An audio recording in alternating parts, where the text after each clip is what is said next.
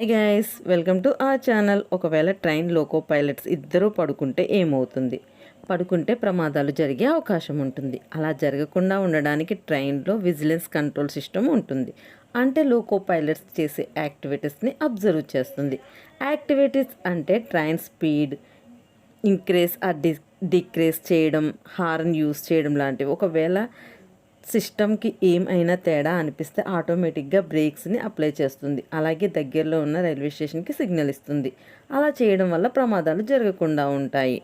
Electric highway. మన దేశంలో electric highway నిర్మించడానికి సన్నాహాలు చేస్తున్నారు.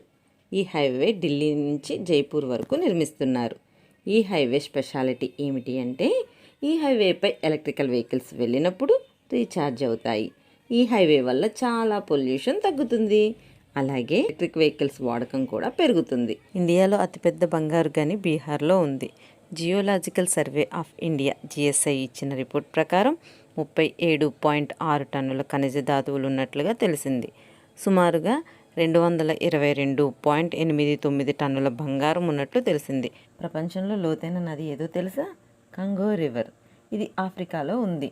ఈ నది లోతు దాదాపుగా 220 మీటర్లు, అంటే 720 అడుగుల లోతు. అలాగే ఈ నది ప్రపంచంలో టాప్ లాంగెస్ట్ రివర్స్లో 9th ప్లేస్లో ఉంది.